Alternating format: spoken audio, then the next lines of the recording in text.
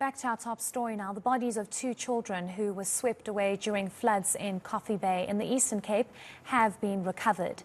The body of a 4-year-old, who is the sister of the 6-year-old who was recovered earlier today, was found. At least 4 other people are still missing. Residents of the Wild Coast town are some of the worst affected from the floods that wreaked havoc across large parts of the province. For more on relief measures the local government has in place, we're now joined by Zimkhita Macingwane, Head of Communications at the OR Tambo District Municipality. Thank you so much for your time, Zimkhita. We do appreciate it. Very difficult circumstances here, but first speak to us about the 2 bodies that have been recovered. Good evening, Tidy, and good evening to the viewers at home. Yes, it's indeed a difficult time for us in the OR Tambo District, especially the community of Coffee Bay. But I think we must extend a word of appreciation to the members of the community of that area, because since those torrential rains that wreaked havoc in Coffee Bay, the members of the community have been working closely with the South African Police Service to assist us in searching for the 6 people who were reported missing. And after hours of searching, earlier this morning, we managed to recover the body of a 6-year-old girl who was found kilometers away from her home. What happened on that fateful evening on Friday? The 2 children and their mother were sleeping when the floods came into their house and washed all 3 of them away. We are still going to continue with the search tomorrow, where we'll be looking for the body of the mother and the other 3 people who drowned in separate incidents. Speak to us about the separate incidents and the separate drownings. I do understand that another pair of siblings, 2 boys aged 5 and 7, were also tragically swept away. Yes, those 2 siblings were coming from a local clinic with their mother on Friday afternoon with their older sister. On their way back from the clinic to their home, they were crossing a flooded stream, and the 2 siblings unfortunately were washed away, and their bodies have not been recovered yet. In another separate incident, a 24-year-old woman who was inside a house with 2 young men were also flooded, and then she was unfortunately trying to escape through the window when she was washed away. Her body is still missing. But tomorrow morning, we're expecting the executive mayor of OR Tambo District Municipality, Councillor Ngondwana, together with the executive mayor from a KSD local municipality, to go to the area so that they beef up the teams that are conducting the search, and also monitor. As we know that plus minus 10 bridges have been reported that they are totally destroyed, and alternative routes were being made today. So part of that work will continue tomorrow, and also to provide support to the family members that are left partially homeless after this incident. Just for confirmation, Zimkhita, how many people are still unaccounted for, and are you expecting this number to increase?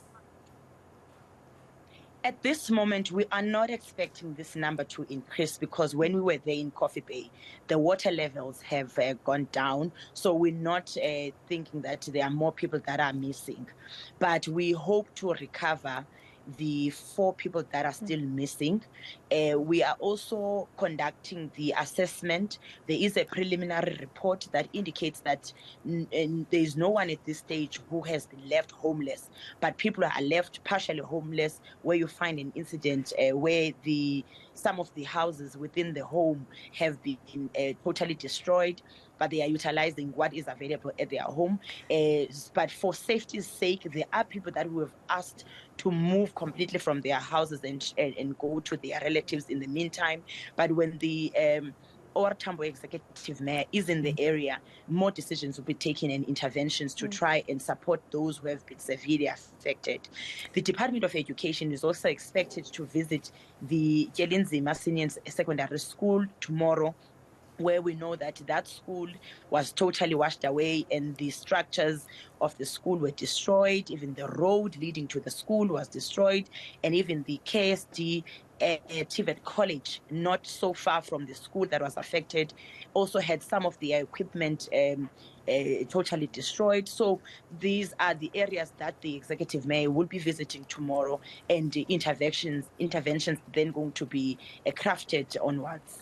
I mean, I think it's very important that all stakeholders come on board, and it's some good news that you're saying that you don't expect the number of those unaccounted for to increase. Speak to us about what is going to happen tomorrow. It's obviously nighttime now. Rescue operations cannot continue, but are you predicting or expecting weather to impact your rescue operations, or is the rain at this stage not going to affect you? Let me say that today the weather was on our side.